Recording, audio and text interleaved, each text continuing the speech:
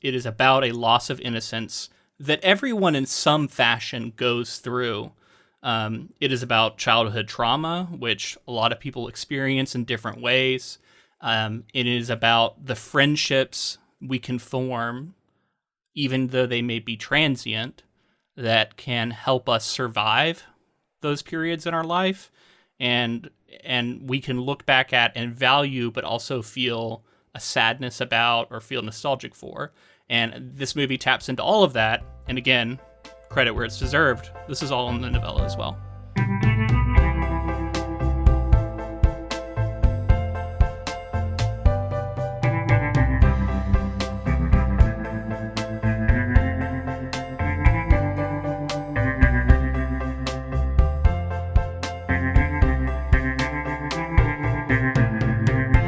Welcome, friends, to episode 227 of the Ink to Film podcast, where we read the book and then see the movie. I'm filmmaker James Bailey. And I'm writer Luke Elliott. And this week we discuss Rob Reiner's 1986 film, Stand By Me. Okay, so you said that you didn't remember if you'd seen this film or not. Mm-hmm. Did you enjoy yourself? Yeah, I had a great time. I'm pretty sure the only scene I've actually witnessed before is the train sequence. I thought for sure you'd say the Leeches. Nope. I'm telling you, I don't know that I've actually seen this movie. There's so many movies that like were on as a kid that I have these like memories of seeing, but when I go to watch them again, I'm like, no, I don't think I ever watched this dang thing. When I was a kid, recognizing certain subtleties to a film, maybe certain aspects of filmmaking that I see nowadays. And definitely none of that. Because it's just such a different experience to watch as an adult and appreciate like a work. It kind of just feels like magic when you're a kid. You're like, yeah, people just make this kind of stuff. But people legitimately, scene by scene, put this together and create this. Oh, absolutely. I mean, that's one of the great sort of tragedies of learning about film and learning about books, is that a lot of the magic does go away. Somewhat. I think it's traded with an appreciation of craft and an appreciation of skill, but the magic is never quite the same. And it's definitely true for books too, right? Like before you start thinking about how these authors actually make them, like there's a magic in the book, right? And you can take it as real and transportative in a way that is difficult for me now to do that. And speaking of enjoying this, after director Rob Reiner screened this movie for Stephen King, he noticed that King was visibly shaken and wasn't speaking. He left the room and upon his return told Reiner that the movie was the best adaptation of his work he had ever seen. Wow, okay. And we know that King was a big fan of Carrie, and I'm not sure, this was 86, so I don't know how many. There had been some others. I know that much. Notably, The Shining. We know he didn't like that one. Yeah. But there had been others. You know, this guy's been being adapted for, his entire career. I did note that Stephen King's name does not appear until the very end of the movie, which I feel like was a strategic decision, because Stephen King at this point is already synonymous with horror. And right. So I think if you put written by Stephen King at the start of this movie, everybody's going to be expecting a different kind of movie than what this movie actually is. Watching it now and thinking about it just in terms of the movies that come out nowadays and what was popular then, what you could go see in a movie theater, I think, nostalgia for that time period in the 80s was at an all-time high. Yeah. Because, a lot of adults lived through that. But it's so interesting to think that a film like this, that's more about like a slice of life, kind of getting back to what made somebody the person they are, was as successful as it was and was as well received. I think that the casting was one of its strongest aspects, and then you go into the filmmaker with Rob Reiner, and he was really like becoming Rob Reiner at this point. We had already done Spinal Tap and a few others. I don't feel like I have a good sense for like what and who he is as a filmmaker, because he's done all these movies that are so different from one another. Like this movie is very different from Princess Bride, and I think I've seen Misery. That's another movie I barely remember, but clearly a very different kind of film. Right. When Harry Met Sally, A Few Good Men, Bucket List, Princess Bride, The Sure Thing, Stand By Me, Spinal Tap. This is Spinal Tap. Spinal Tap is like a satire mockumentary thing. And it's amazing. It's incredible.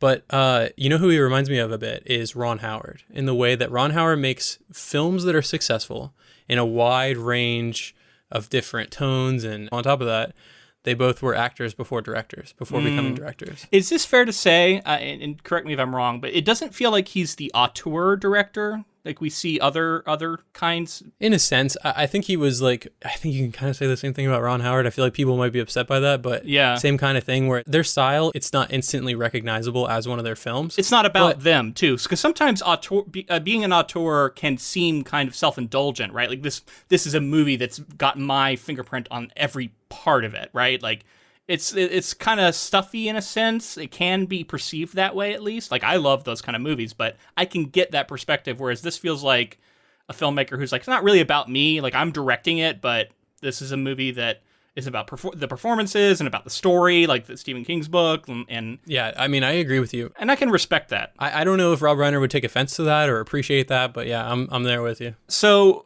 my general thoughts, before we get into specifics, is that this movie is incredibly faithful to Stephen King's book, and I wonder how many people even realize it's adapted from a book at all, much less a Stephen King novella, and how many of the scenes that are iconic from this movie are right out of the book. I continue to be surprised by this when we cover some of these big movies with, like, I mean, it's hard to say lesser known for a Stephen King project because Stephen King's such a well-known author, but like The Body is not one I hear a lot of people talking about, and Stand By Me is, right? Like it's a movie that I think, as far as popularity, has outshined the novella, yet so much of what makes this movie great comes right out of the book. So I just want to I was giving tons of credit to Stephen King, who's already an author that I admire greatly, but I was kind of blown away by it. Yeah, I think we saw a bit of this in Princess Bride as well. Like Rob Reiner knows to kind of stick to what has already been successfully written, and I think there's something to that. You want to add your own style to it, but at the same time, like if you can create a serviceable film based on something that's already existing and do it justice and bring it to the screen, like why wouldn't you lean into that? Like that that's half the job right there, is like telling a good story, and then the rest is bringing it to life. Well, and we've gone back and forth on this debate throughout the course of the podcast. There's lots of different ways to tackle an adaptation, and this is a way to do it that can work, especially when you have really good material, which I would think that I would claim that The Body is. So I want to touch back on something you said too about how surprised you were at how much this movie caught on. And I think it makes a lot of sense to me because I was looking at it and like this movie came out in 1986. The story is set in 1956. There's like this phenomenon of the 30-year gap where it's like all the working professionals look back 30 years to when they were kids. So a lot of the working professionals in America are between like 35 to 45, 50, right? Like that's a lot of the like middle of the career kind of people who are driving the industry. And a lot of them are looking back at their childhood and feeling nostalgic for it. So you have those kind of people come in and make this movie, and it's going to appeal to all those people, but then also it's going to appeal to children and young people. Same thing with Stranger Things, right? Like Stranger Things caught on, same reason. Duffer Brothers, I believe, came out and said that this was 100% one of the biggest influences on Stranger Things, Stand By Me. Absolutely. I mean, they're hugely influenced by Stephen King in general, so that makes sense too. But yeah, I mean, this is a phenomenon that we've seen. I think we're going to start seeing, I mean, we've already seen some, but I think we are going to start seeing a lot more 90s movies coming out, like set in the 90s, as that window continues to move. But it's interesting how you have to, it's like I said, it sounds easy, but it's tough to appeal to both kids today and then also the adults who are looking back at a certain time. And I think this movie definitely did that because there are a lot of people who feel nostalgic for this movie who are now looking back at their childhood and when they were a kid watching this movie. And that's what they're feeling the nostalgia for, is like their childhood, because this movie was a part of that. So it's all wrapped up in nostalgia, and whenever you can tap into that, it's really powerful. A lot of these, studios know that, and a lot of movies, you can look at it as kind of a cash grab kind of thing sometimes, but nostalgia's powerful, as Dom Draper in Mad Men, it's potent, said, and it's true, and I can see that's one of the reasons why this really caught on, because I think it did appeal to everybody. And I do think also there's a really difficult tone you have to try and nail, because in Stephen King's book, he wrote that novella, in my opinion, for adults. But he's fine with kids reading. Like, you could tell he's like, yeah, kids can read this thing, but like in the same way that like kids can sneak into a rated R movie. He's like aware that that's going to happen, but ultimately he's making the movie for adults. This movie tries to make it for both adults and kids at the same time. And that's a really tough thing to manage, yet I think it's successful at doing that. And mostly because, like you said, the adults at the time identified with it. Yeah. I also couldn't help but think about the actors in the film, right? They go through an experience like creating a film in the similar way that their characters were. They were on a journey together with these kids, and they went through this at a young time, at a formative time for them as actors. And then thinking of them now, looking back at this movie. I think there's been a retrospective or something I saw advertised. I think so. I think there was. The three remaining leads got together to discuss this movie, and looking back on it now, I'd be a lot more curious in that now that we've covered it. You know, I'd be curious to hear what they have to say about it. Definitely. I was looking into some of the interaction that I've seen from them since this film, and somewhat recently, I think actually this year, Will Wheaton and Jerry O'Connell were together on a podcast or a show or something, and basically, somewhat recently, Will Wheaton had come out and talked about like he had a lot of trauma from childhood about acting and some of the things that went on. I guess he felt his mom was like forcing him into it, and he didn't want to do it. And it was emotionally abusive.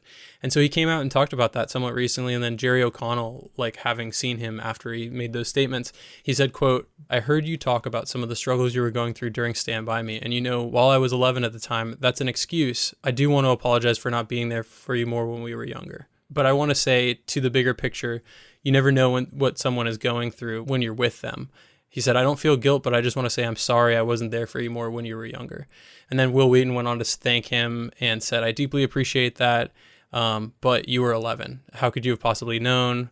Also, anyone in the audience," and he was talking to the people who were there in the live audience, I guess, "who is a trauma survivor knows this. We're real good at covering up what we're going through." So just to see like that bond between these two people who went through this experience, again, it's kind of like what the characters, what Gordy does at the end of the film is like looking back at all of this stuff that they went through. Yeah. Well, and that speaks to sort of the universal appeal of a story like this, because it is about a loss of innocence that everyone in some fashion goes through. It is about childhood trauma, which a lot of people experience in different ways.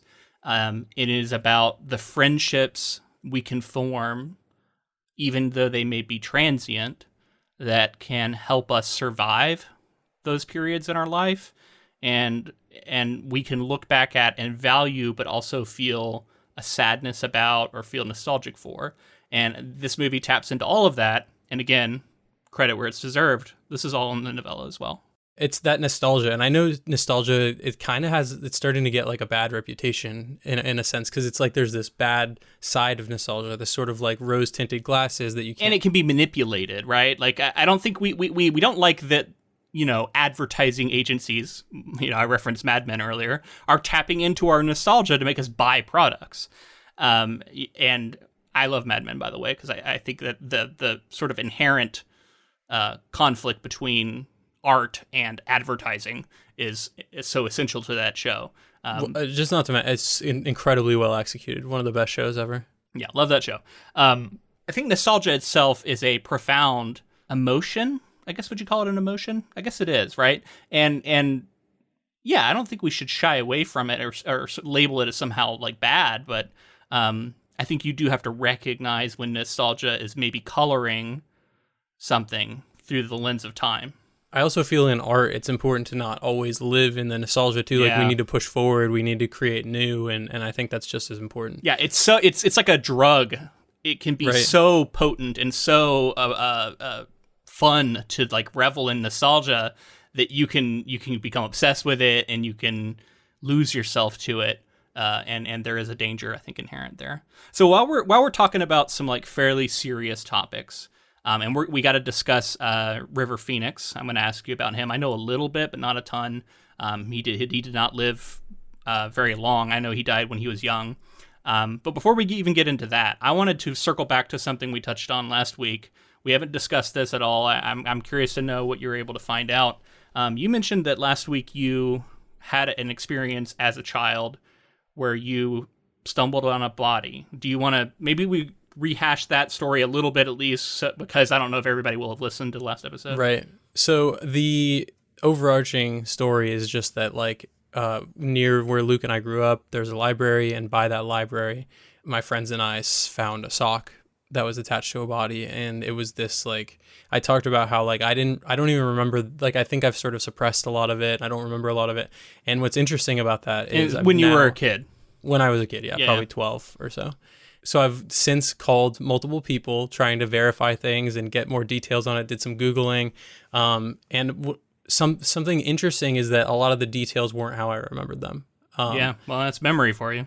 Yeah, so I didn't remember the location correctly. It was actually like slightly different location. And I may have also misremembered like that we went to my friend's house and his parents called the police. It wasn't his parents. Apparently it was somebody else in the neighborhood that was near closer to where it was found. Okay. Couple other details. Parents had no memory of it. So you said you had told them about it, but they just right, didn't remember I think it has something to do with the fact that it was more close to my friend's house. Right. And so I probably told them in passing or didn't make a big deal about it. I called my friend, and that's how I got some of these other details in terms of like where the body actually was, like who was around and what was going on. Mm-hmm. Fairly similar, but unfortunately not much more. So did some Googling. That was the thing that I really tried at. I was like, okay, these like internet detective sleuths can do this stuff all the time. Like I got to be able to figure this out. So I searched as many keywords as I could. I searched the area. I was going through like police reports. Did you figure out what year it was? It was somewhere in the range of like 2003 to like 2005. That's so weird. I was like 18 when that happened then, or right around that, like a senior in high school. The other important detail is my friend thinks that not much was made of it because it was potentially like a homeless person or something like that. Oh, okay. I was trying to find anything I could about bodies being found in that area, murders, deaths, anything like that. Right. I don't know how people do it. I assume that they have more details and maybe it's more widely reported sometimes, but I couldn't find it. So maybe if I like went to the police station and like started, like they probably have files or something that they could go through a little more. Yeah, I mean, it makes sense to me. And so often real life is not as neat and tidy as our narratives are, right? Like in fiction. So yeah, it's maybe not as satisfying as a story like Stand By Me, but yeah, that's real life for you. I won't be a true crime detective anytime soon. Yeah, I guess not.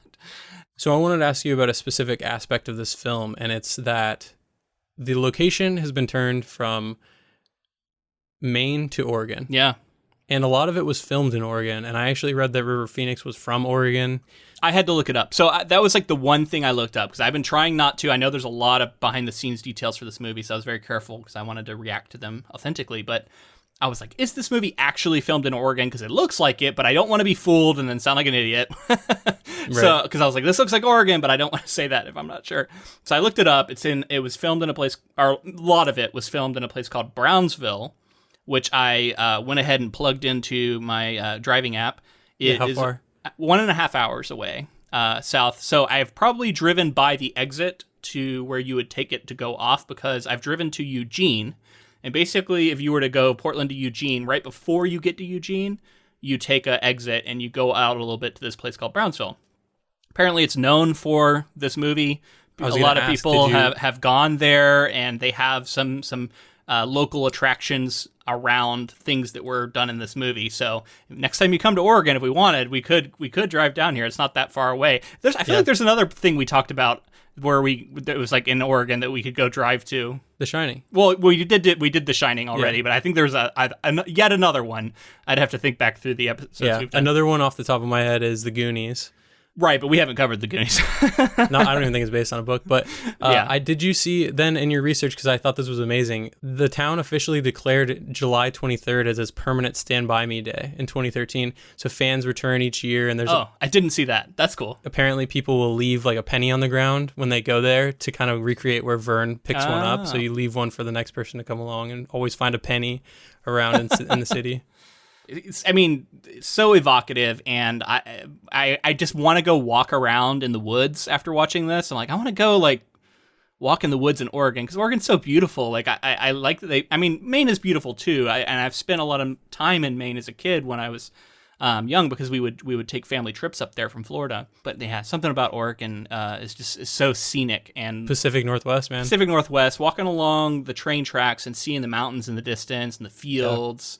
Yeah. It's so gorgeous. So I think it was a good decision to do it, and I was glad it wasn't filmed in like Vancouver or something. Yeah, it's like, oh, okay. The day that they have the Stand By Me Day, they also of course have a pie eating contest for that day. Now I know what we're gonna do when you come. I'm pretty sure I could beat you in a pie eating contest. I'm just gonna go ahead and throw that out. I can eat a lot quickly, more than you would think. We'll have to see. Next live stream. I was wondering how they were judging those pies to be quote unquote done. Because that was it was not only was it disgusting because they weren't eating any of it, but it was not even slightly like eaten. And the fact that they just had to shove their face, like, is that how pie eating contests really are? Do you just shove your face with your hands behind your back into the pie? Yeah, because if that's the case, I can definitely shove my face into pie faster than you. Yeah. I mean, I'm pretty quick at that too. It's it was pretty astounding to see all these actors that I was familiar with so young. Jack Bauer shows up. Kiefer Sutherland. I know he's Kiefer Sutherland, but like he kind of just is Jack Bauer to me now. But this is him I feel like this had to be around the time he did what's that vampire movie? The Lost Boys. The Lost Boys, because he looks very similar to this in those movies. This is very like edgy, badass Kiefer Sutherland, and heartthrob, young teenage heartthrob. He makes a great Ace. He's scary, and he really embodies this character of Stephen King's. Like, I don't know how many people recognize that this is a quintessential Stephen King villain.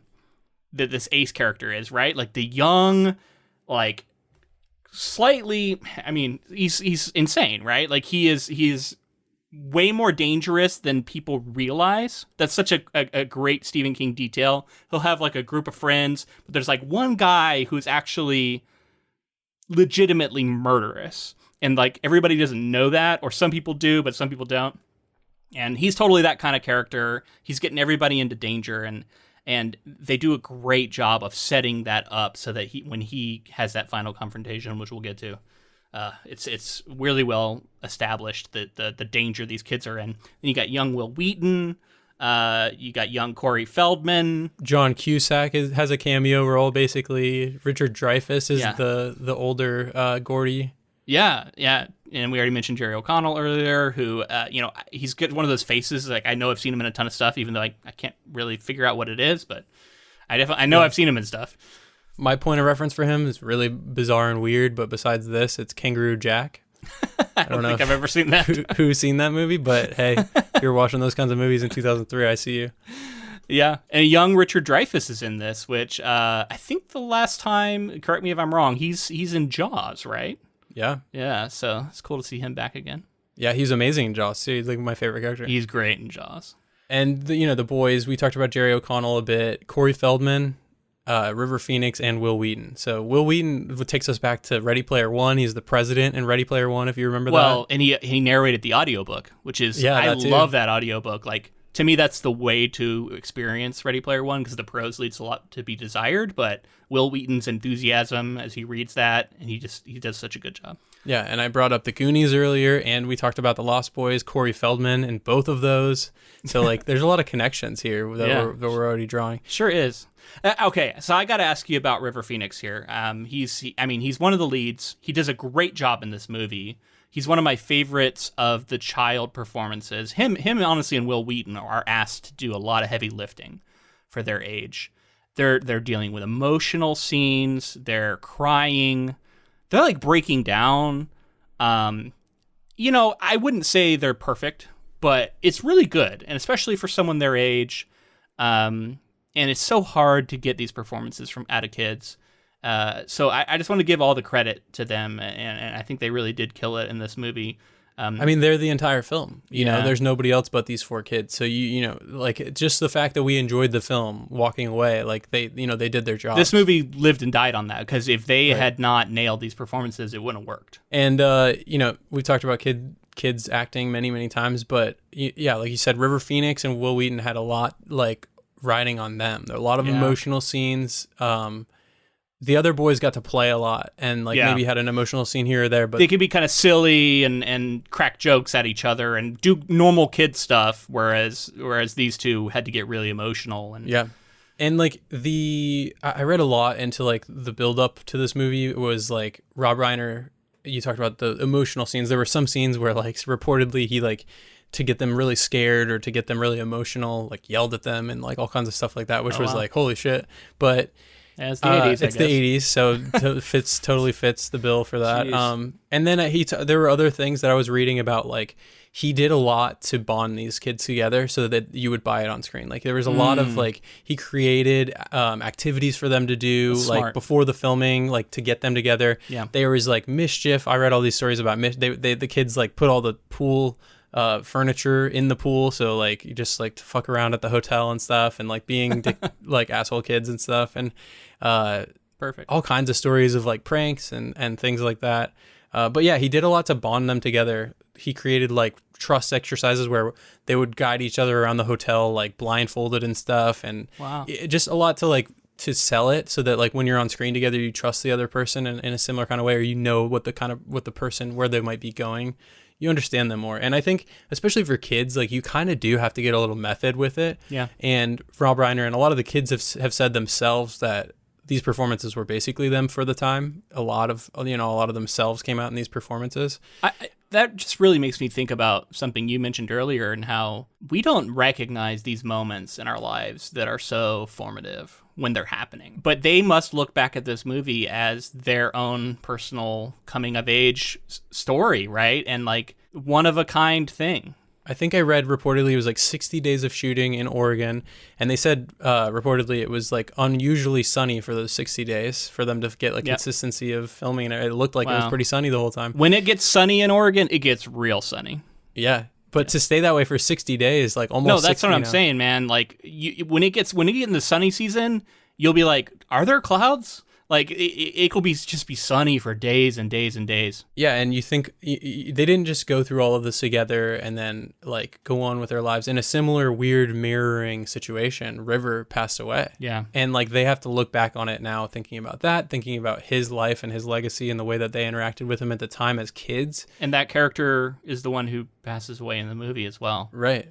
Their lives must be so informed by this formative time. 60, like I said before, 60 days of filming together with buddies that you become friends with like this. Yeah. And, you think of it as like a long summer. I don't know if you've ever had experiences like this, but like when I went to Seton Hill and when I went to Viable Paradise, a lot of these, I was older, obviously, already an adult, but these really formative moments where you're thrown into a group of strangers who have some sort of similar goals, and you form fast friendships, and it's like such a high, it's stressful, but it's also just like you're really on. Like it stands out so much from the rest of your life that can often just be like the same kind of day over and over again. Like you always remember those moments, and I'm sure that's the same way for them. Like they always remember that filming.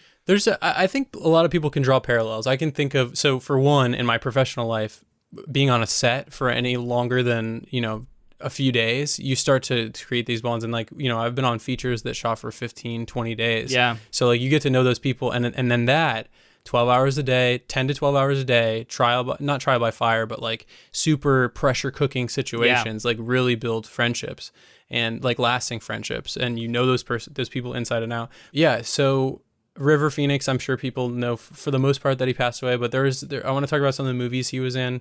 So Stand By Me was, I think, what really put him on the map. And then he was in Indiana Jones and the Last Crusade as young Indiana. Oh. He was in My Own Private Idaho. He was in The Mosquito Coast. And then his last film was Dark Blood. And I haven't seen it, but I remember hearing about it when it came out, because it came out in 2012. Like 20 years after he passed away or something like that. And I think it's because of his death that it wasn't released until later. So I haven't seen that. I really should check that out. He was in Sneakers also. The comparison I want to make is I think, and this might be sort of not fair, but I think that if River doesn't pass away, he has this he could potentially have had a career similar to someone like Leonardo DiCaprio.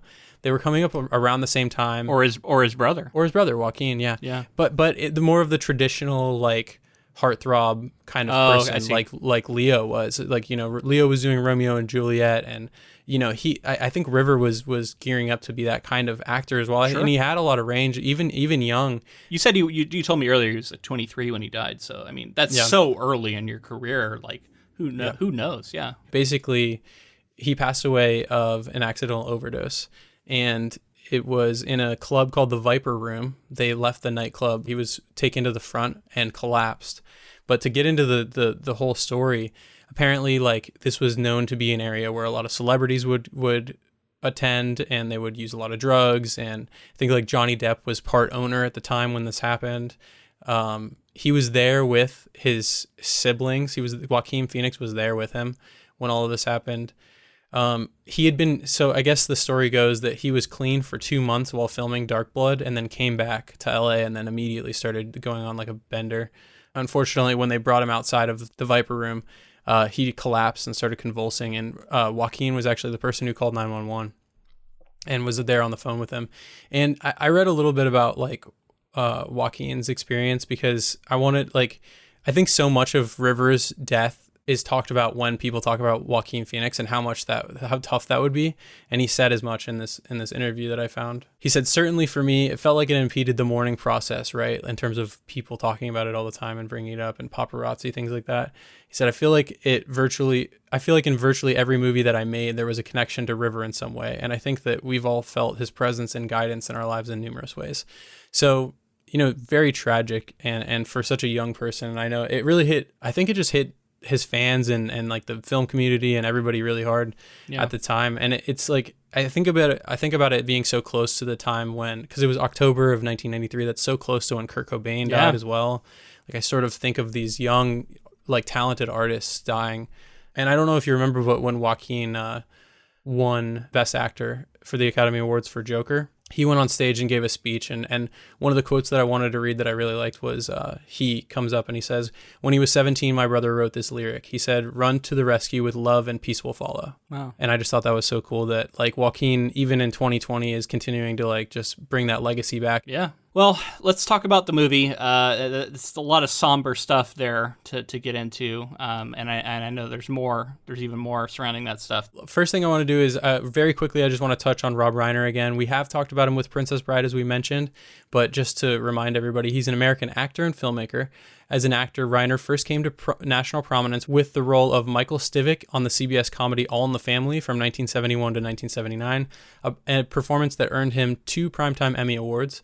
And as a director, he was recognized by the Directors Guild of America Awards with nominations for the coming-of-age drama Stand By Me, the romantic comedy When Harry Met Sally, and the military courtroom drama A Few Good Men, the last of which also earned him a nomination for Academy Award for Best Picture. He has also received 4 nominations for the Golden Globe Award for Best Director. And I already mentioned a lot of his films earlier, but, you know, I think he's an important figure. You know, we talked about, I believe, in Princess Bride, how he has the lineage from Carl Reiner to Rob Reiner, like famous comedian director as well, into Rob Reiner. I mean, he's directed a lot of beloved films. Princess Bride and Stand By Me, just those two that we've covered are just like so many people's favorite movies right there, those two. Right, yeah. So to get into the plot here, Gordy LaChance recalls a childhood incident when he, his best friend Chris Chambers, and the 2 other friends, Teddy Duchamp and Vern Tessio, journeyed to find the body of a missing boy near the town of Castle Rock.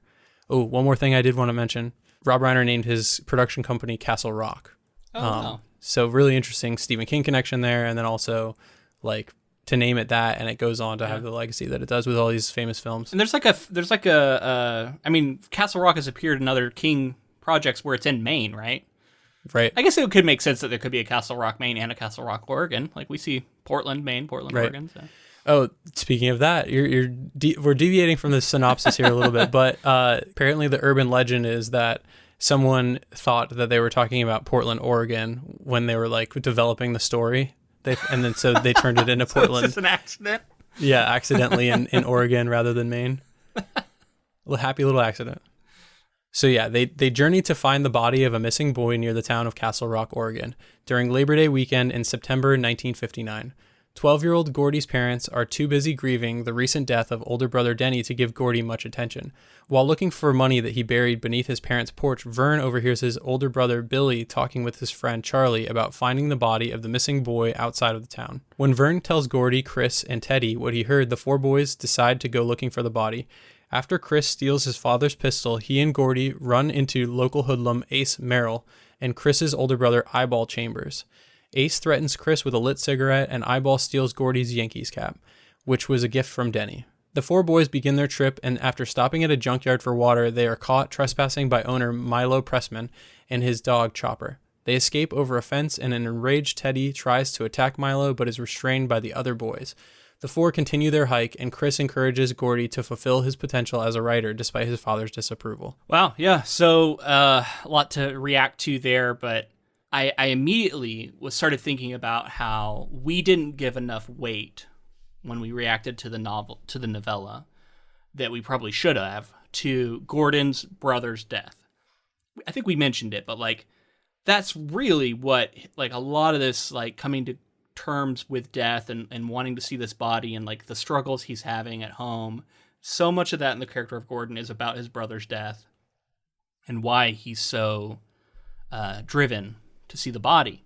And I thought that early on because I think this movie really tries to highlight that and make it very central.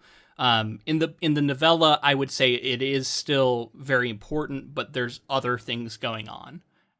It's a piece of a larger, perhaps, puzzle, but or even early on, I was like, oh yeah, they're really bringing that front and center. That makes sense. And then by the end of the movie, I was like, yeah, they're really making that front and center. That's what this movie's all about.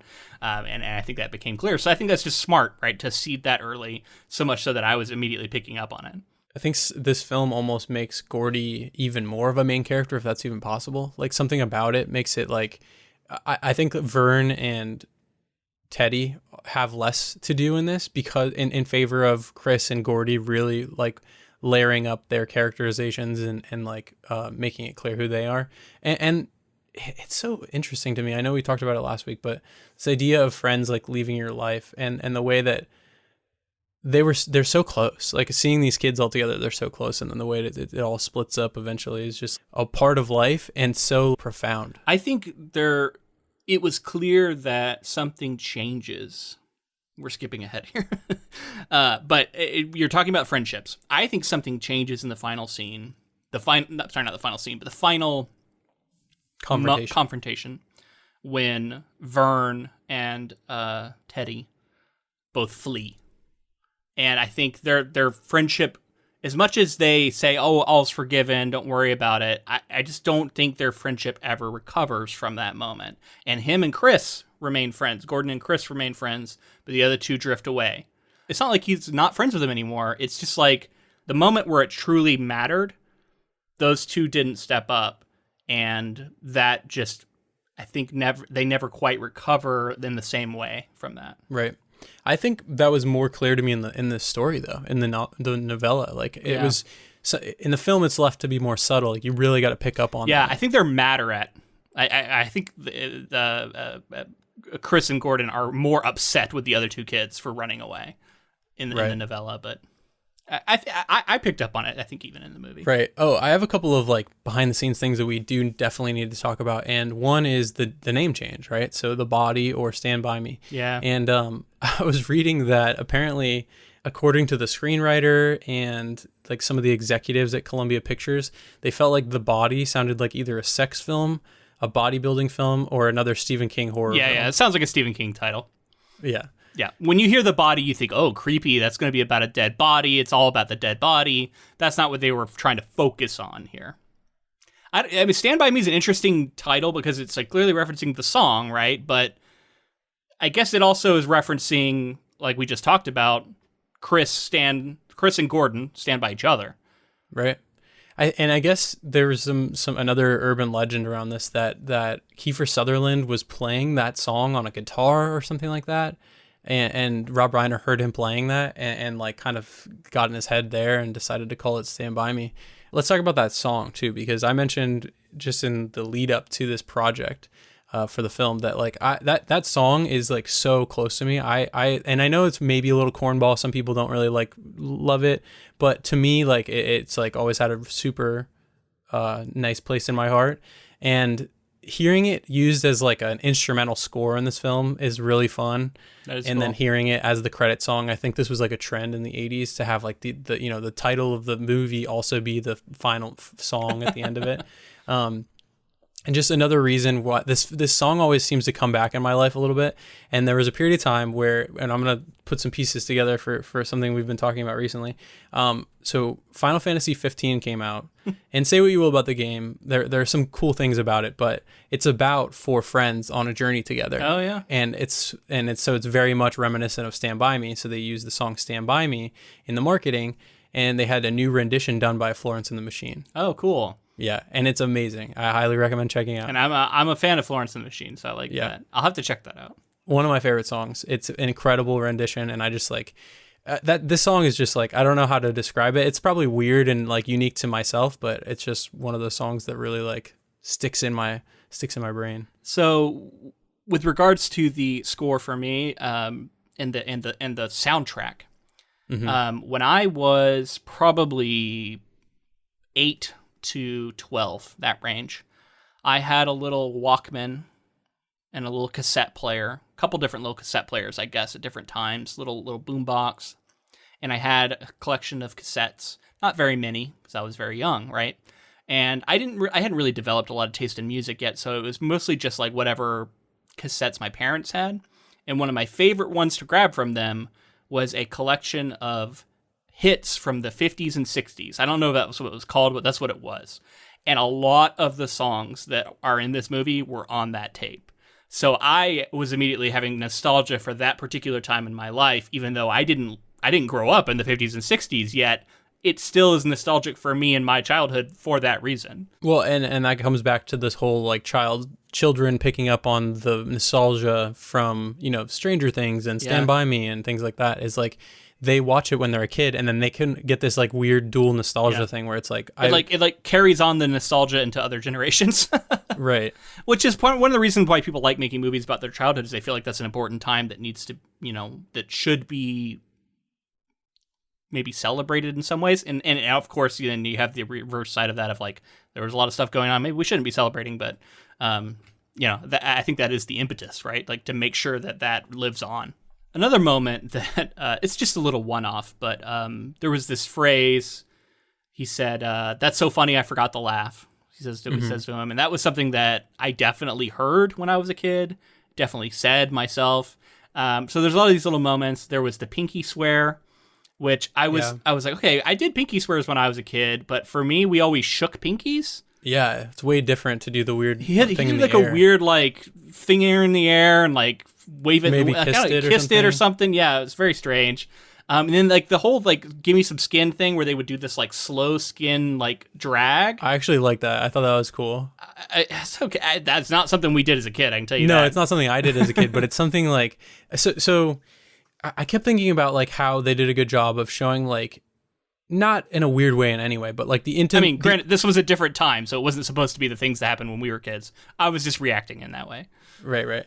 The like intimacy of like, grabbing your buddies and giving them a noogie. And two for flinching. Like, that was one. 2 for flinching. Yeah. But like some of the things that were like a little more sweet, where they'd like grab each other on the shoulder, things like that you would just do with your friends, that were so natural and so like genuine. Mm-hmm. And because that toxic masculinity hadn't settled in yet. But that's the thing it had. But like some pure things can sort of pierce through that veil and just like it's a sweetness about innocence of childhood or something. I mean, and that's like, if you want to look at it from gender, a lot of this is about how when you're young and a man, you're allowed to have close, intimate friends, but when you're an adult man, you are not. Right. Which is bullshit, obviously. Yeah, it's bullshit, and we should fight against it. But I think a lot of that is the subtext of this movie. Like that's why it feels so special when we look back at those times. For some people, yeah. Oh, going back to the song, should have mentioned this before. Benny King is the original artist, and it was originally released in 1961, and it was re-released at the time of this film. When it was re-released, it reached the top 10, peaking at number 9 in the fall of 1986. Wow, that's cool. Yeah, so just to see it come back around like that. Another weird thing, we're getting to the junkyard part, but I wanted to look at the math here a little bit. And it is, they had $2.37 in 1959, and that equates to roughly like $22.50, maybe a little more. That was because this is from December of 2021. Okay. So it could be a bit more, but $22, for a bunch of kids right now, definitely get you some burgers and some Coke. Yeah, as I say, they buy a bunch of ground beef, I guess.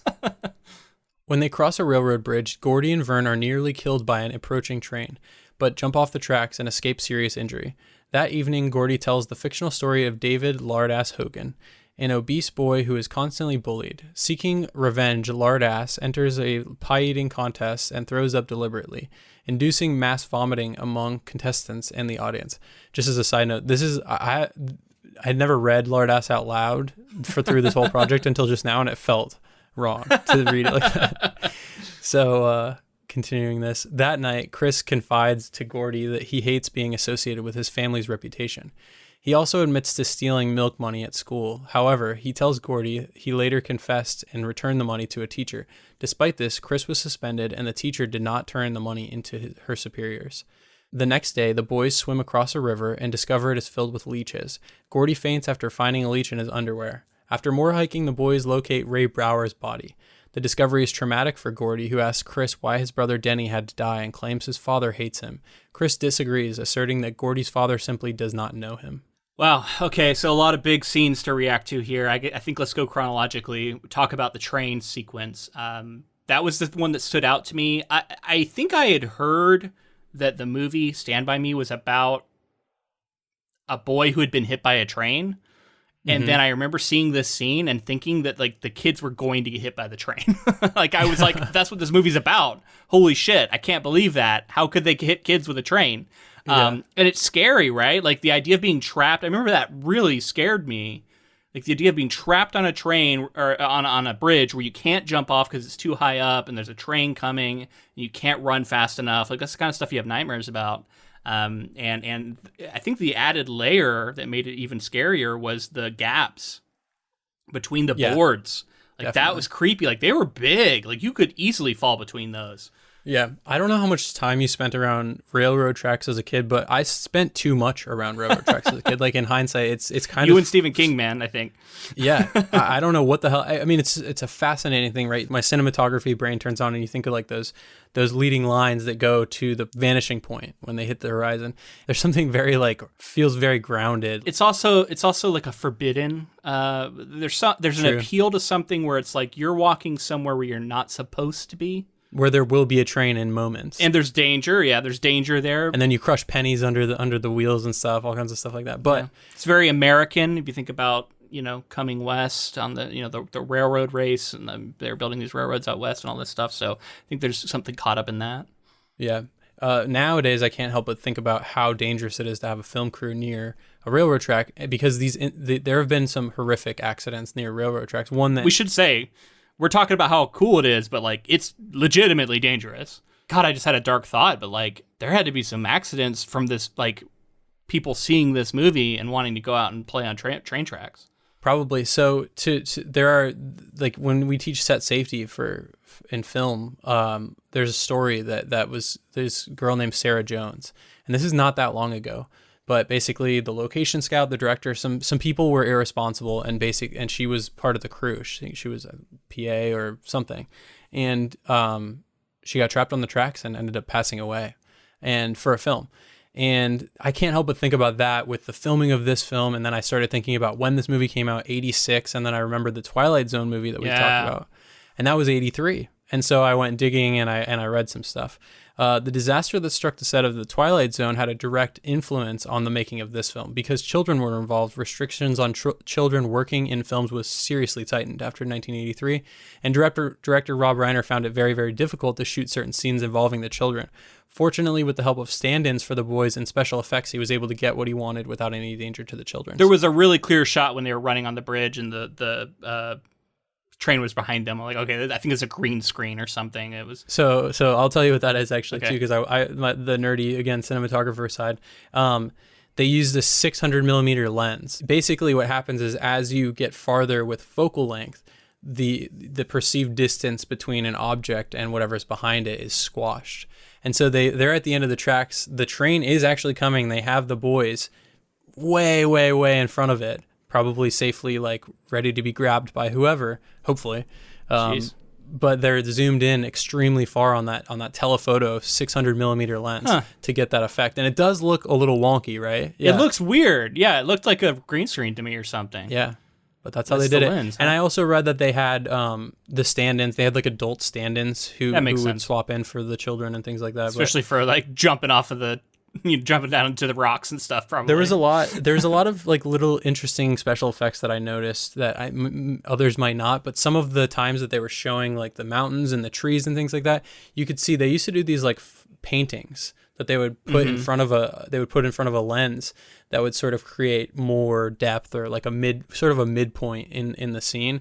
And you could tell there was one scene in particular when they looked out from the train tracks out at the expansive forest and mountains and everything, and like the middle just like was shaking a little bit, probably from like the wind or something like that, and you could tell like, oh, that's or they been put there. It could be they had to cover up something, I would think too, right? Like if you're looking at a countryside and it's supposed to be 1986 and there's some like modern billboard or something, there's probably times you have to cover things up.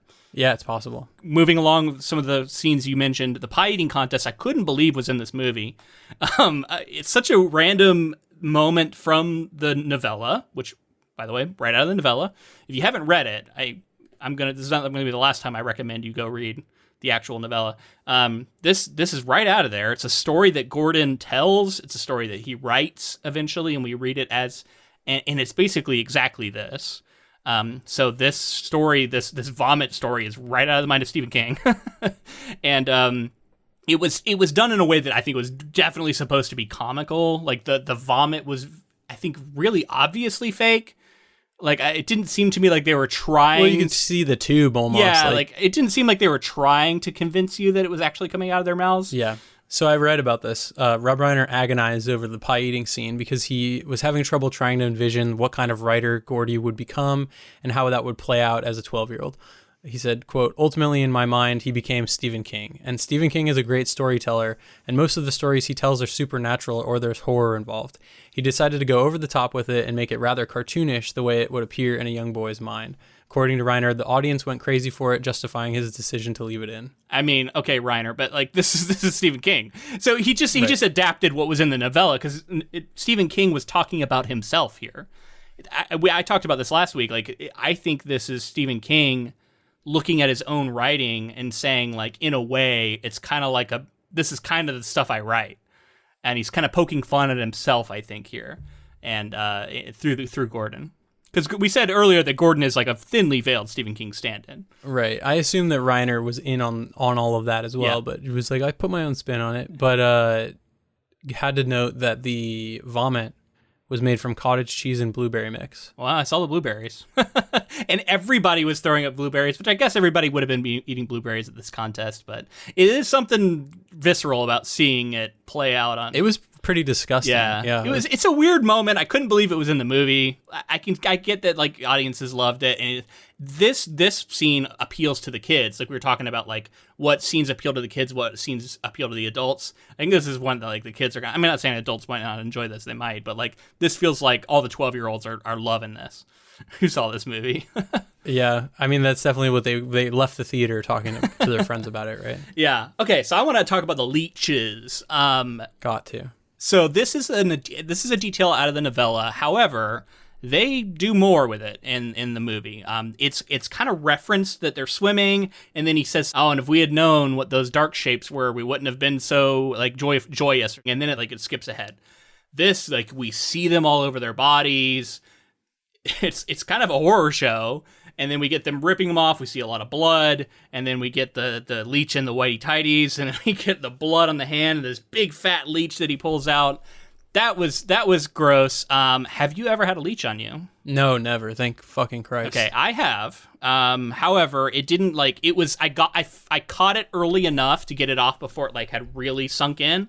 Right. And I remember it just left a little Where was this? circle. This is in Maine. So I was wondering, speaking about Maine, and Stephen King grew up in Maine, and they're a thing in Maine for sure. It was in the lake. There was a family lake house that we would go to in Maine, and they would be back when we were wooden docks.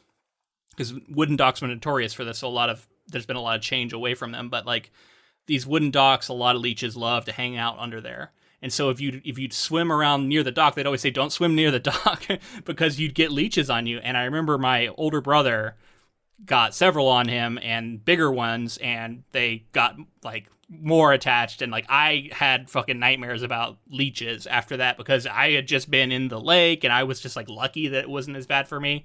They are weird creatures. Very disturbing, and the looking down into his underwear and the horror on his face, that was a visceral sequence, and I'm sure that is something that everybody remembers who's seen this movie. Is my guess. The only time I've seen leeches used isn't for medicinal purposes. Yeah, like, and they still use them for that.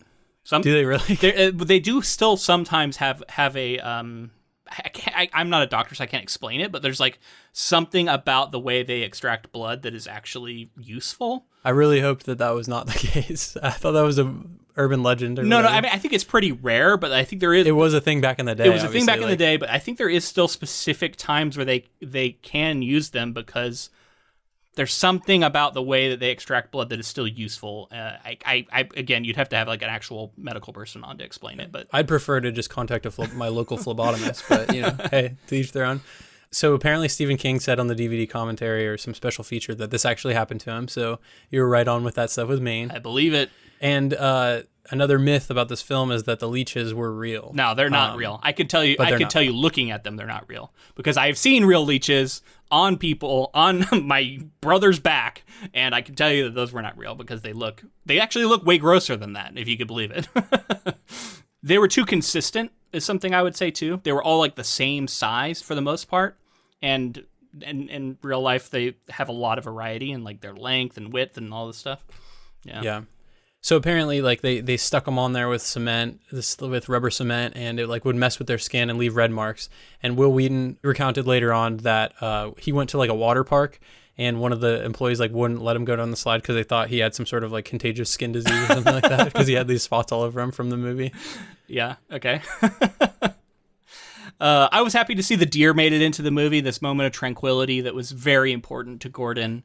Again, like I can see why Stephen King would look at this and go, holy cow, this is so faithful and good. They really captured what I was trying to do here. And plus, like, I think there's a lot of emotion. We got into some of the accusations of plagiarism last week when we talked about the novella. If you want to know more about that, I recommend listening to the episode. But I do think, we talked about all the things from Stephen King's own life that he was clearly working through in this story, and I think seeing that had to be emotional for him when it feels right. Because we talked about on The Shining, I think that's one of the reasons why he didn't like The Shining, is I think there was so much of him in Jack Torrance that the changes to Jack Torrance offended him in a way. Like it was fundamentally not the story he was trying to tell in the book.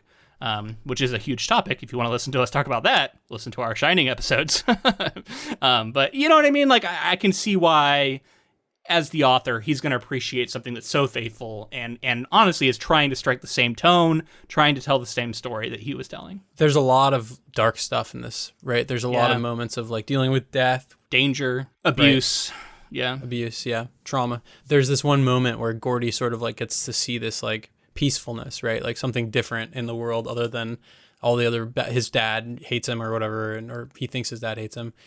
So like that sort of moment, making it in, that's the kind of moment that like you want to see in a film, because without that, it's this sort of like doesn't feel as lived in and as real. Yeah, it's a great detail from the book. So I absolutely, commend them for keeping it in. It just feels like the kind of thing that you could see getting cut.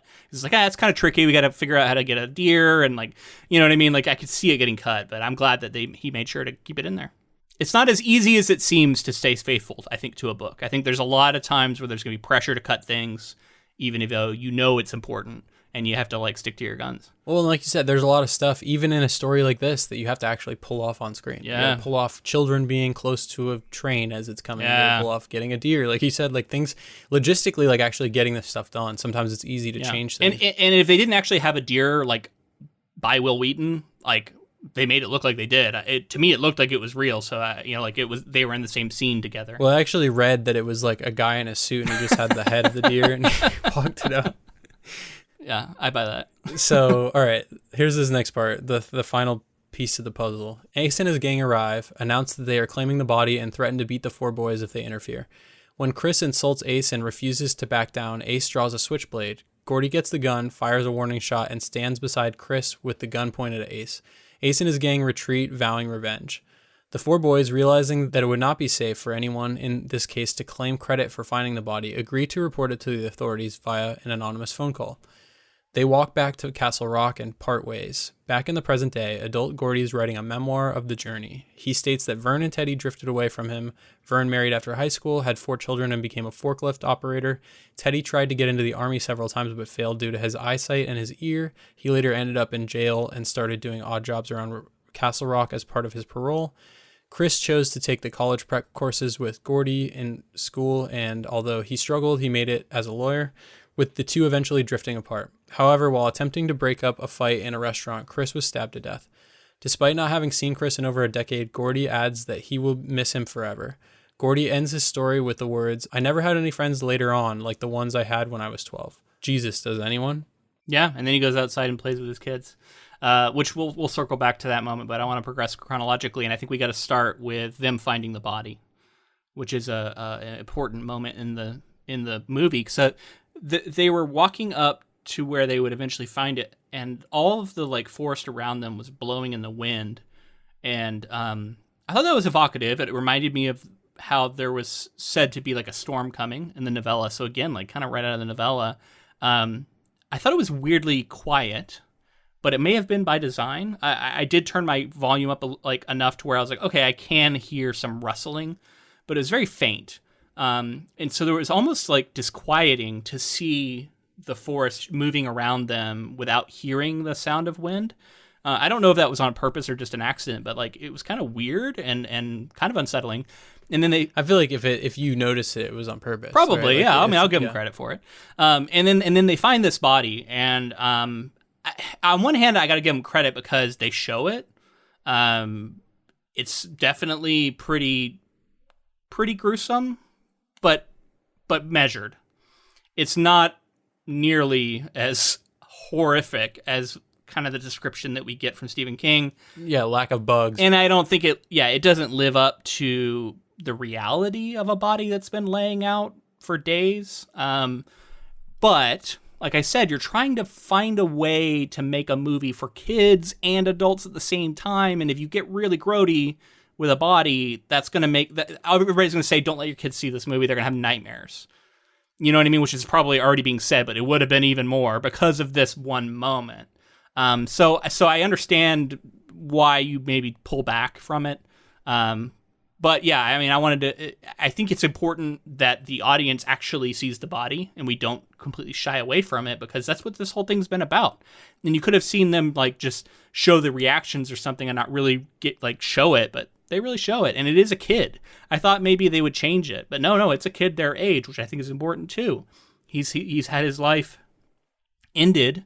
It reminds him of Gordon of his brother. That's why he has this big moment where he talks about, how his parents treat him with Chris after this happens. It's like, it's been building to this. And, again, I think they set that up early and they deliver on it here. It's maybe more broad than the novella, which I thought was a little more subtle in the way that it was interacting with that particular stuff. But I liked it. And it's, this is a quick movie. It's an hour and a half. And they do, some solid storytelling and efficient storytelling, despite all the different adventures these kids get up to. And that all leads to the confrontation. There's some changes coming up here at the end, but for the most part, it's been very faithful to this point. And in this scene, I think they played it right. I think they played it to their audience that they were going for. And you got to show the body. Like, confronting death in this way is like sort of what it's all about. And seeing Gordy, come to grips. Like I talked in our last episode about, like, a lot of these kids have epiphanies along the way. Like Chris, I think, realizes that, like, authority isn't always going to be right. You know what I mean? Things aren't always fair in that way, and like sort of grows from that and realizes that like the authority of his father, who doesn't want him to get smarter, and some of these people, he can push back against that, and it can be for his own benefit. There is something powerful to having another kid tell you straight up, your parents are wrong about this, right? Like, or your parents are wrong to do this. Because, like, as a kid, like, so much, often you believe that your parents are right about everything. And to actually have someone state flat out, no, they're wrong about this, you know, that's powerful. And this conversation, like, it's very on the nose. Like, they're talking about his brother, they're talking about his family life, but, like, I feel like they've earned it, even though it is so direct. And there is something to be said. They kind of made. Well, like you said, they kind of made it more inherently about Denny's passing and how that affects Gordy in the first place. So, like, broadening that in the very beginning of the story too. And there is something to be said in writing for, like, coming out and saying the damn thing.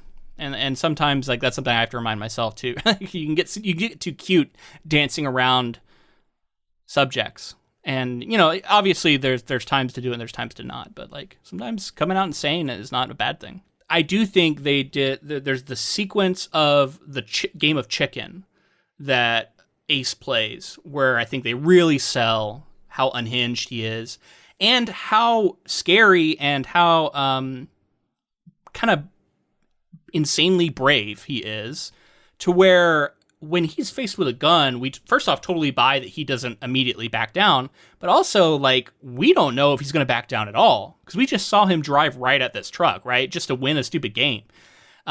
So I think there's a lot of smart storytelling that leads up to that. We're, I think, fixed to the kids' perspectives, to Gordon's perspective in the novella, so we don't get that scene. And I thought that was a good addition. Yeah, definitely. So another major change here too is, I believe in the novella, Chris holds the gun the entire time, and Gordy doesn't have this moment of, like, I think he has more growth in this situation, but I also buy Chris holding the gun in the novella a little more, just like based on the characters. Yeah, I do like this change. I think it does give a pivotal moment of growth to Gordon, and a chance where he really stands by Chris here, right? Like, Chris is the one who, just in his own bravery, is refusing to back down, and then Gordon is the one who comes to his aid and makes it so that he can actually have a chance in this moment. So I like this change, yeah, because you're right. In the book, it is just Chris who has the gun, but like, Gordon is still standing by him, and it still provides the same assistance emotionally, even if he's not the one wielding the gun. But yeah, that is a subtle. I mean, I guess that's a pretty big change, but, like, it changes the way this plays out. Yeah, and then the fallout of this too is, like, they specifically say in the movie, like, we're gonna get you for this, we're gonna beat you up, and in the book we get that, and I think that like consequence to their whole journey, and like that like they all sort of have to deal with. I think all of them get beaten up in the book. Yeah. I thought we were gonna see that, but we didn't see it. Yeah. To not have it in the movie feels like there's a piece of the puzzle that, like, they all went through. That's another thing that they went through all together, even though they were separated when they all basically got jumped or whatever. Do you think the movie is telling us that he does let it go? Oh, I don't think so, but maybe. Because it is kind of a weird thing to not address. I don't think there was even, like, a summing up line about them all getting beat up, but I could be wrong about that. But I don't think there was. I don't think there was. Yeah. It's interesting. I wonder what people who, like, have only seen the movie, if they think that for whatever reason Ace just did forget it, or if we just aren't privy to it. Yeah, and then I think probably the biggest change and most shocking to me was that Vern and Teddy live on in this story, which is less depressing. I mean, they don't sound like they don't, like, escape the town, as we talked about in our last episode. A lot of this is about, like, being kind of stuck and not having upward mobility and not being able to leave a town that you maybe would like to leave. But also that there's an inherent, like, push and pull between wanting to leave and, like, also being comfortable at where you grew up. So we talked about that a lot in our last episode, so I don't want to rehash it too much here. But, like, having them survive, and it seems like grow up to have at least decent lives. I know, I think Teddy is the one who went to prison for a while, but then he's, like, working as a handyman. So maybe not the greatest life. Vern that said that he's like a father of 4 or something. So it seems like, you know, probably had a pretty happy life has a pretty happy life. And then, the only one who's died is Chris. In the novella, if you haven't read it, that all three of them are now dead at the point in which Gordon is writing back about this through different ways. Basically, Vern, I think there was like an accident with a fire. Teddy was killed in a car accident where he I think he was drunk driving, something like that, and some people with him got killed too. And then Chris dies in the same way. It's like basically right out of the book. So in a way, the novella has a darker, and we also talk about them all getting beat up. So in a way, like the novella felt darker to me and less sort of hopeful. And we also don't get this final scene where Gordon goes out to play with his kids that we get in the movie. I think that having them survive warrants, when Chris dies, them all coming back together a little bit, almost a scene of that, which I know I didn't have time for it. And I don't know that I wanted that necessarily, but I do think that it leaves that idea in your mind. Yeah. Why not look them up? But I think that goes back to what I was saying before, though. I think that something fundamentally changed when the other two fled. Yeah. And that's why he. But even so, the death of one of them, you would think would at least warrant like a phone call or something.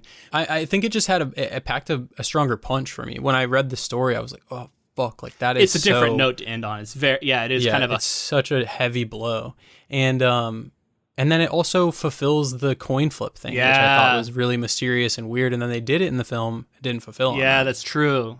Although he's the only one who got out, so you could say that's a fulfillment of it in and of itself. Yeah. Okay. Well, let's talk about this final scene. He writes those final lines. He goes out to play with his kids.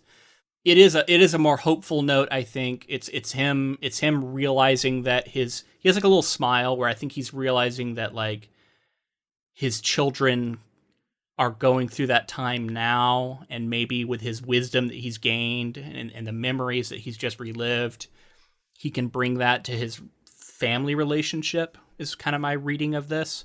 Again, this is a different note to end on than what we got from Stephen King here.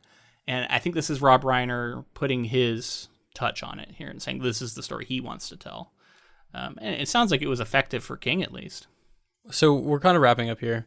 And I think it's so funny that this nudge kind of thing that goes on with Stephen King is like continues today. It was around in the 80s. I'm sure it's always been around, but this idea that like his characters will lampshade the ending wasn't that good, because Teddy, when he complains about Gordy's story not having a good ending. Oh yeah. It's from the novella, right? Like it is. And then it shows up here too, and like it's so funny to me. It is like I think Stephen King must think it's hilarious at this point too. And it's like I think it's clear that he has written a few really good endings. Yeah.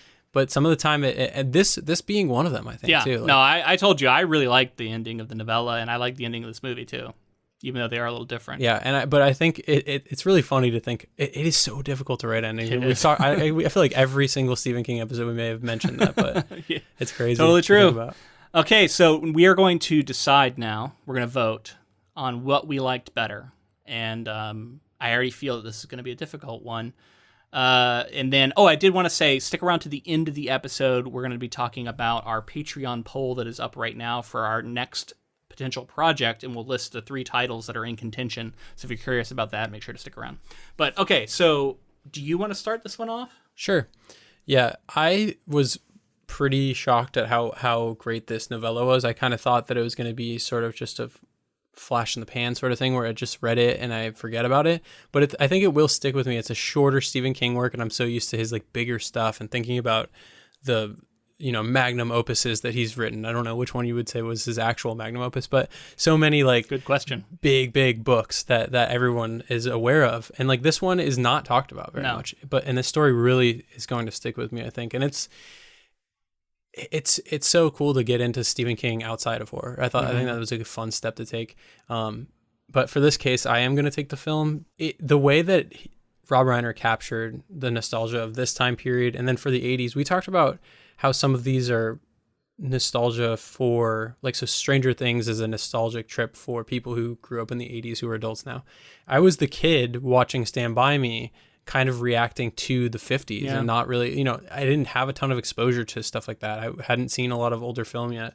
And real quick, there's something cool about seeing like what it was like for your parents when they were kids too, right? Right. Something kind of neat about that. Just the way that he captured this group of young boys, and the way that like that speaks to my nostalgia and thinking of friends, and the way that like true friends will stick out a lot of different situations. And a lot of this is straight from the book, but seeing it represented with actors like River Phoenix and Will Wheaton and some of these people that I like identified with so much, it's really going to stick with me. And then it's kind of this magical film that I don't think could be made today, or if it was made, I don't know how popular it may be, just based on the fact that it's not super flashy on the surface, but it's got a really strong story to it, and it's a very genuine story. Yeah.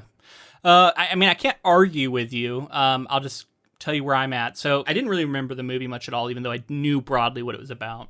And then I read this novella, and I was surprised, as you just kind of talked about, like totally surprised that this thing rockets up the list of like my favorite Stephen King things I've read.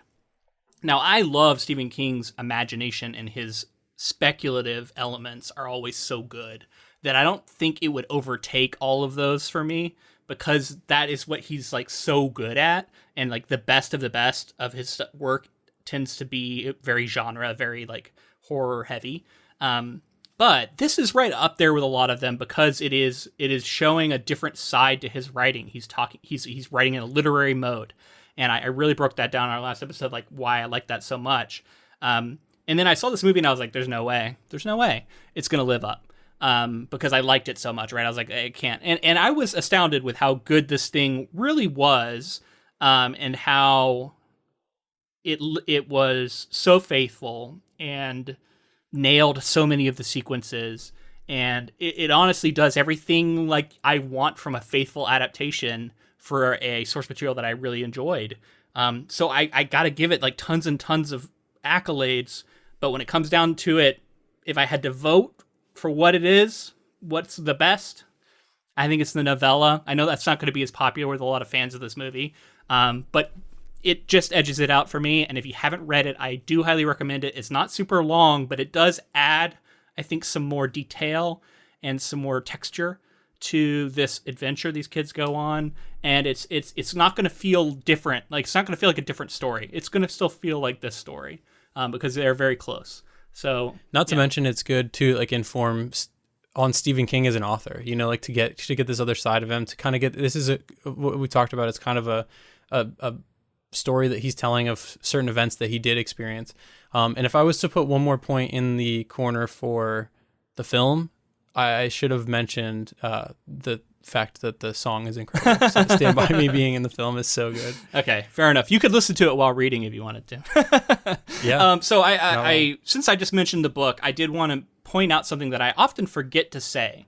We have a bookshop website, and it'll be linked in the show notes. If you go on and if you click on that link down there, we have the different seasons collection by Stephen King that contains the body. And it also has Rita Hayworth and The Shawshank Redemption, which would go on to be The Shawshank Redemption, Apt People. I forget what the fourth one is. But it's got these a collection of novellas. And if you were to buy it using the link that we have down there, you would be supporting our podcast. So we'd greatly appreciate that. Check that out if that interests you. Also, if you like this episode, please let us know in the form of a rating or review on iTunes or wherever you're listening to this podcast. It really helps to get the word out there and to, spread the gospel of Ink to Film. Absolutely. We just got a new one recently that made my day. It was talking about how we keep getting better, which, warmed my heart. So, and that was, just got to shout him out. That was by Soboyan, which, sorry if I'm saying that wrong, but that's who it's from. Very cool. We appreciate that. Also, if you wanted to check us out on social media, we're on Facebook, Twitter, and Instagram, all of those at Ink to Film. And we also have a Patreon. Yeah, on our Patreon, we just narrowed it down to our top 3 projects that are going to be voted on by patrons only to determine what our next project is. If you are listening to this the day it comes out, or on Friday, the following day, you still have a chance to go vote. I'm going to close voting at the end of the day Friday just to give us enough time to read whatever it is we're reading. But it's been narrowed down to 3, and here they are. Casino Royale, which is I think the first Bond book. Not 100% sure. Again, I haven't read it. But Ian Fleming.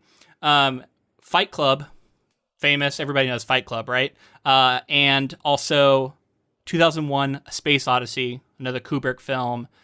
So which of those would you most like to hear us talk about? If you're catching this episode fresh, you can jump over onto Patreon and cast your vote, and you also get access to all of our bonus episodes on there, which we have like almost 50 of now, about all kinds of other things like Clueless and other stuff that we do. And we'll be doing another one this month. Don't know what it's going to be yet, but we do them every month. All right, that's going to be it for Stand By Me and the Body. Don't know exactly what we'll be covering next week, but we should know soon. So check that out. And until next time, keep adapting.